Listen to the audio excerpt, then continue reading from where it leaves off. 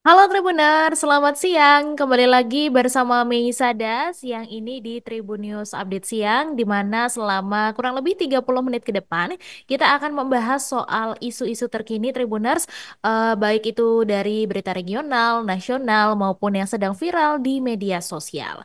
Oke, tanpa berlama-lama, kita langsung saja ke informasi yang pertama, yaitu soal polemik pagar laut di Tangerang, Banten Tribuners, di mana ini sempat viral mantan Bupati Tangerang yaitu Ahmed Zaki Iskandar yang ditemukan fotonya berlatar belakang pagar laut. Nah, akhirnya Ahmed Zaki Iskandar ini angkat bicara Tribuners untuk merespons foto dirinya yang diunggah oleh konsultan hukum proyek PIK 2 Muanas Alaidit melalui akun X @muanas_alaidit pada Rabu 22 Januari.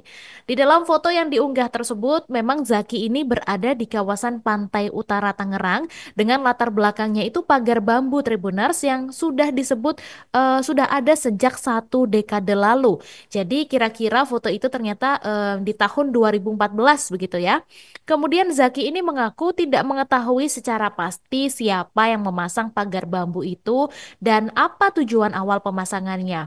Tapi dia menegaskan bahwa pagar itu memang sudah ada sejak lama, bahkan jauh sebelum proyek PIK 2 ini dimulai.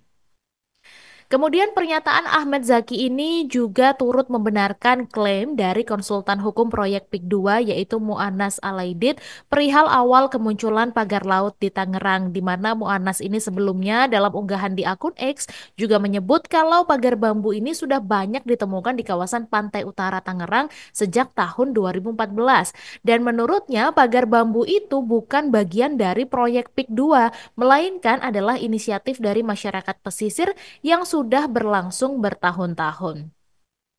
Dan saat dikonfirmasi, Mu'annas ini juga menjelaskan mengenai kepemilikan sertifikat hak guna bangunan atau SHGB di area pagar laut Tangerang yang memang sempat menjadi polemik juga. Kenapa bisa ada SHGB-nya padahal tempat itu maksudnya pagar laut itu tidak diketahui nih siapa pemiliknya dan juga seharusnya SHGB itu adalah ilegal dan terkini katanya SHGB tersebut juga sudah resmi dicabut begitu Tribuners. Dan diketahui SHGB ini milik anak usaha ASG yang dimaksud terletak di Desa Kohot, Kecamatan Paku Haji dan bukan di tengah laut sebagaimana yang banyak dipahami oleh masyarakat. Dan menurutnya juga bahwa lokasi tersebut berjarak sekitar 30 kilometer dari 6 kecamatan terdekat dan hanya mencakup 1 kecamatan yaitu Desa Kohot Paku Haji, Kabupaten Tangerang. Penjelasan ini disampaikan sebagai respons Tribuners terhadap penelusuran yang dilakukan oleh warganet di aplikasi Bumi ATR BPN yang menunjukkan kalau area sekitar pagar laut Tangerang ini memiliki sertifikat HGB.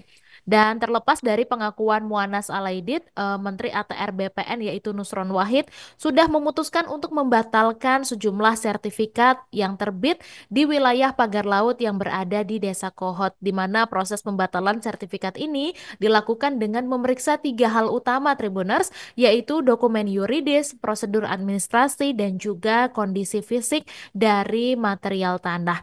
Namun Nusron sendiri karena Nusron sendiri mengatakan bahwa karena menyangkut pembatalan, langkah terakhirnya adalah mengecek fisik materialnya dan pihaknya juga sudah datang untuk melihat kondisi fisiknya. Dan Nusron juga melanjutkan bahwa pihaknya memastikan untuk proses pembatalan ini dilakukan dengan hati-hati dan sesuai prosedur yang berlaku. Oke, Tribuners, kita beralih lagi ke informasi selanjutnya, di mana ada pemandangan menarik nih, Tribuners, saat Menteri ATR BPN yaitu Nusron Wahid mengecek fisik lahan yang memiliki SHGB dan SHM di Desa Kohot, Kecamatan Paku Haji, Kabupaten Tangerang, Banten pada Jumat 24 Januari kemarin, di mana kemarin juga turut hadir Kepala Desa Kohot yaitu Asrin yang juga mendampingi kedatangan Menteri Nusron di wilayahnya. Namun saat itu ternyata ada sejumlah orang yang berperawakan kekar yang mengawal kepala desa tersebut. Jadi quote and quote itu adalah seperti pas pampres begitu ya disebutnya. Kemudian dalam kunjungannya, Menteri Nusron ini sempat terlibat perdebatan Tribuners dengan Asrin soal status lahan yang disebut Asrin dahulunya adalah empang sebelum terkena abrasi. Dan meski tidak ingin memperdebatkan sejarah garis pantai, Nusron ini menegaskan bahwa jika suatu lahan sudah hilang secara fisik, maka statusnya juga berubah menjadi tanah musnah. Dan meskipun terdapat perdebatan mengenai status lahan, Nusron memastikan kalau pihaknya akan memeriksa dokumen sertifikat terkait kepemilikan lahan tersebut. Dan jika lahan yang memiliki SHGB dan SHM ini sudah tidak ada secara fisik, maka Kementerian ATR BPN akan membatalkannya secara otomatis. Jadi begitu Nusron selesai memberikan pernyataan, awak media ini kemudian langsung mencoba mencegat Asrin untuk meminta konfirmasi soal sertifikat pagar laut itu. Tapi Asrin yang mengenakan batik berwarna ungu pada saat itu langsung berbalik badan sembari mengangkat tangannya dan menolak begitu untuk diwawancarai. Dan seusai memberikan pernyataan singkat, Asrin ini langsung dirangkul oleh dua pria yang mengenakan kemeja dan topi putih, serta seorang pria yang menggunakan kemeja dengan lengan yang digulung berwarna biru gelap untuk meninggalkan lokasi. Dan keduanya ini langsung menyelinap ke dalam rombongan Nusron yang sudah terlebih dahulu meninggalkan lokasi. Tapi ternyata awak media ini masih terus berusaha untuk mencoba mengejar Arsin hingga ke area parkir, namun di lokasi itu langsung diadang oleh lima pria yang diduga adalah pengawal pribadi dari Asrin. Seperti layaknya pas pampres yang mengawal pejabat tinggi negara, sejumlah pria itu melarang para awak media untuk mendekat dan mewawancarai sang kepala desa. Asrin juga langsung naik ke sepeda motor yang dikendarai oleh pria berbaju dan bertopi hitam setelah akhirnya berhasil menghindar dari kejaran wartawan. Dan sementara itu, lima orang yang sempat mengadang para awak media ini berjalan kaki mengikuti motor yang ditumpangi oleh Asrin. Begitu, Tribuners. Oke, kita beralih ke informasi selanjutnya, yaitu soal suami yang menyiram istri menggunakan air keras di Bandung Barat. Nah, ini Dodi Suhendar namanya, di mana dia tega menyiramkan air keras kepada istrinya yaitu AFF di Kabupaten Bandung Barat pada Selasa 14 Januari 2025 malam. Ternyata alasan Dodi menyiramkan air keras kepada istrinya ini karena dia digugat cerai, Tribuners. Tapi gugatan perceraian yang dilayangkan oleh AFF ini tentunya bukan tanpa alasan ya, karena Dodi ternyata ketahuan selingkuh dengan wanita lain pada pertengahan tahun 2024. Kemudian itu yang membuat AFF ini menggugat cerai sang suami. Dari ketahuan selingkuh dari 7 bulan yang lalu katanya. Dan Dodi ini juga mengaku sakit hati atas perlakuan sang istri karena selain istrinya ini nggak mau membatalkan gugatan cerai, katanya korban ini juga mengusir pelaku begitu. Dan hal ini membuat Dodi naik pitam dan lantas mengambil cairan keras berupa air aki mobil dan menyiramkannya kepada korban. Kemudian di lokasi yang sama, Tri Suhartanto mengonfirmasi bahwa adanya perselingkuhan yang dilakukan oleh Dodi, di mana hal itu yang membuat korban ini melayangkan gugatan cerai dan bersikukuh nggak mau untuk membatalkan niatnya, padahal sudah dibujuk oleh Dodi nih pada malam kejadian. Kemudian tidak berselang lama setelah melakukan aksinya, Dodi ini berusaha melarikan diri, tapi akhirnya ditangkap polisi pada 21 Januari 2025 di mana Dodi ini ditangkap di sebuah hotel yang terletak di Denpasar Barat, Provinsi Bali. Jadi katanya si Dodi ini sempat mengganti nomor ponselnya juga, jadi menghilangkan mm, jejak begitu ya. Kemudian juga setelah disiram air keras oleh suaminya, saat ini korban masih menjalani perawatan di RSHS Bandung dan kondisinya sudah mulai stabil, hanya saja belum bisa dimintai keterangan, Tribuners. Juga AFF ini sempat mendapatkan perawatan di RSUD Cililin sebelum akhirnya dirujuk ke RSHS Bandung. Di RSHS Bandung, AFF ini memperoleh perawatan intensif di bagian muka hingga lehernya pasca disiram air keras oleh Dodi. Dan korban juga katanya sudah sadar dan dipindahkan dari UGD ke ruangan khusus penanganan luka bakar. Kita doakan saja semoga kondisi dari korban ini segera membaik begitu ya Tribuners.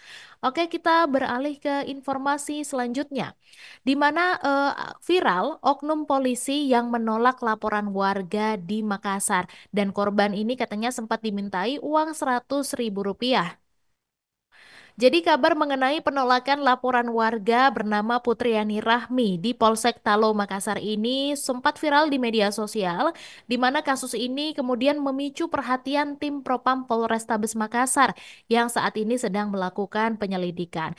Kepala Subag Humas Polrestabes Makassar AKP Wahidudin mengonfirmasi bahwa saat ini pihaknya tengah mendalami informasi tersebut begitu ya. Jadi Wahidudin juga mengatakan kalau tim Propam sedang meminta keterangan dari Putriani selaku korban dan juga personel yang bertugas saat laporan itu ditolak. Jadi sebelumnya sempat viral di media sosial bahwa Putriani ini mengungkapkan dia ini sempat melaporkan dugaan pencurian yang dialaminya. Ia dimintai uang 100.000 rupiah oleh oknum petugas. Kemudian uang itu diminta dengan alasan untuk biaya bensin agar polisi ini bisa segera menjemput pelaku. Kemudian Kapolrestabes Makassar Kombes Pol Arya Perdana ini juga sudah memberikan tanggapan terkait isu tersebut, di mana ia menyatakan sedang menelusuri informasi yang viral ini dan tim Propam juga sudah dikerahkan maksud kami ke Polsek Talo untuk menyelidiki kebenaran dari informasi tersebut. Oke, kita beralih lagi ke informasi selanjutnya Tribuners, yaitu ini ada polisi gadungan di Maluku yang katanya memperdaya wanita dengan pistol korek api. Jadi seperti yang kita lihat di video, bahwa ini adalah tampang dari polisi gadungan itu. Dia berinisial IM berusia 32 tahun yang saat ini sudah ditangkap oleh pihak kepolisian setelah menipu 3 wanita di Namrole, Maluku. Wah, ternyata korbannya tidak hanya satu, tapi sampai 3 wanita ya, Tribuners. Dan modus yang dipakai pelaku adalah mengaku sebagai anggota Polri dan jadi dengan dia mengaku sebagai anggota Polri, ini membuat dia terlihat meyakinkan begitu di mata para korban. Dan penipuan ini terungkap setelah salah satu korban akhirnya melaporkan kejadian tersebut ke Polres Buru Selatan. Dan berdasarkan keterangan dari Kasat Reskrim Polres Buru Selatan, Ibtu Yefta Marson Malasa, pelaku ini berhasil memikat hati korban dengan mengaku sebagai anggota Polri. Dan setelah menjalin hubungan, pelaku ini kemudian meminjam uang dari korban dengan alasan membutuhkan dana untuk keperluan pribadi. Jadi dengan iming-iming gaji bulanan sebagai anggota Polri yang katanya mencapai 10 juta rupiah, korban ini akhirnya terbuailah oleh rayuan pelaku dan mau untuk memberikan sejumlah uang. Kemudian pelaku ini ditangkap tanpa perlawanan pada Selasa 21 Januari 2025 dan saat ini sudah diamankan di rutan Polsek Namrole untuk menjalani proses hukum lebih lanjut, di mana pelaku ini dijerat dengan pasal 378 KUHP tentang penipuan. Dan Kapolres Buru Selatan AKBP M. Agung Gumilar mengimbau masyarakat untuk lebih berhati-hati dan tidak mudah percaya kepada orang yang baru dikenal, terutama yang mengaku sebagai anggota Polri. Kapolres juga meminta kepada masyarakat yang pernah menjadi korban penipuan dengan modus serupa untuk bisa segera melapor ke pihak kepolisian agar dapat ditindaklanjuti. Nah, ini Tribuners pelajaran juga untuk semuanya untuk tidak mudah percaya dengan orang baru, apalagi kalau baru kenal kok sudah berani meminta sejumlah uang begitu. Oke, kita beralih ke informasi selanjutnya Tribuners, di mana ini ada dua bocah SD yang tewas tertimbun tanah di Oku Timur, Sumatera Selatan, karena awalnya katanya bermain membuat lubang terowongan. Jadi dua pelajar SD di Dusun Vilamasin, Desa Mendah, Kecamatan Jayapura, Kabupaten Oku Timur ini tewas tertimbun tanah longsor saat bermain, di mana peristiwa ini terjadi pada Rabu 22 Januari sekitar jam 3 sore Tribuners. Kedua korban yang meninggal dunia adalah YAP yang masih berusia 12 tahun dan CP yang masih berusia 9 tahun. Sementara itu ada satu temannya yang selamat yaitu WD berusia 12 tahun yang berasal dari Dusun Vilamasin RT 5 RW 5. Kemudian Kapolsek Martapura, Kompol Adi Safril, memberikan penjelasan soal kejadian tersebut. Katanya sebelum longsor ini terjadi, ketiga anak ini tuh sedang bermain dan membuat lubang terowongan di bawah kondisi tanah yang miring, Tribuners. Dan tanpa disadari, saat mereka berada di bawah galian, tanah longsor pun terjadi. Dan setelah menerima laporan mengenai anak-anak yang tertimbun ini, warga setempat kemudian segera melakukan pencarian dengan menggali tanah di lokasi kejadian. Tapi saat ditemukan, sayangnya kedua bocah tersebut ternyata sudah dalam kondisi tidak bernyawa. Akhirnya, kedua korban ini langsung dibawa ke rumah orang tua mereka untuk dimakamkan, sementara korban yang selamat ini sampai saat ini masih dalam perawatan. Nah, ini bisa juga menjadi pelajaran untuk orang tua agar lebih berhati-hati lagi dan lebih memberikan pengawasan ekstra begitu ya. Terlebih memang cuaca saat ini sedang ekstrim dan sedang terjadi longsor serta banjir juga di mana-mana sehingga bisa lebih berhati-hati lagi dan lebih memberikan pengawasan yang lebih kepada anak-anak yang sedang bermain ataupun berkegiatan yang lainnya. Oke, Tribuners, kita beralih lagi ke informasi selanjutnya. Di mana tanggal 25 Januari hari ini diperingati sebagai Hari Gizi Nasional, Tribuners. Jadi ada sejumlah momen penting yang diperingati pada tanggal 25 Januari ini, di mana di Indonesia sendiri tanggal 25 Januari diperingati sebagai Hari Gizi Nasional. Tapi di belahan dunia lain ternyata ada tiga perayaan juga yang diperingati pada tanggal 25 Januari ini, yaitu Hari Kebalikan, Hari Mengamati Cuaca, dan Hari Nasional Florida. Dan untuk tahun ini, Tribunars, adalah Hari Gizi Nasional ke-65, di mana tema peringatan Hari Gizi Nasional 2025 ini adalah Pilih Makanan Bergizi untuk Keluarga Sehat. Adapun slogan yang digunakan adalah Makan Bergizi, Keluarga Sehat. Tema dan slogan tersebut sebagaimana tercantum dalam buku panduan kegiatan Hari Gizi Nasional 2025 yang dirilis oleh Kementerian Kesehatan. Dan Kemenkes juga telah menentukan tagar yang digunakan untuk merayakan peringatan Hari Gizi Nasional 2025, yaitu hashtag pilih ASI untuk bayi sehat, hashtag pilih makanan bergizi, hashtag makan bergizi, hashtag HGN65, dan hashtag HGN 2025. Kemudian untuk di belahan dunia lain, Hari Nasional Florida juga dirayakan pada tanggal 25 Januari ini, di mana hari tersebut ditetapkan untuk merayakan kedatangan Florida sebagai negara bagian ke-27 dalam Persatuan Amerika Serikat. Dan Florida ini juga sebagai negara bagian matahari, di mana negara ini terkenal dengan suasana, maksud kami cuacanya yang hangat dan cerah, serta pemandangannya yang indah. Dan suhu rata-rata dari Florida ini berkisar antara 65 hingga 70 derajat di wilayah utara dan 74 hingga 77 derajat wilayah selatan. Dan Tribuners, Hari Mengamati Cuaca juga diperingati pada hari ini 25 Januari, di mana pengamatan cuaca ini dimulai dengan lahirnya astrologi di Babilonia. Seiring ilmu pengetahuan yang berkembang, kini ada berbagai peralatan yang dapat digunakan untuk mempelajari dan meramalkan cuaca. Dan hari pengamatan cuaca ini ditetapkan untuk menantang pikiran manusia dengan menganalisis perubahan cuaca yang sangat kecil, membuat prediksi, dan menikmati karunia alam yang luar biasa secara keseluruhan. Oke, Tribuners, kalau ngomong-ngomong soal cuaca, di mana hari ini ada perakiraan cuaca yang dirilis oleh BMKG.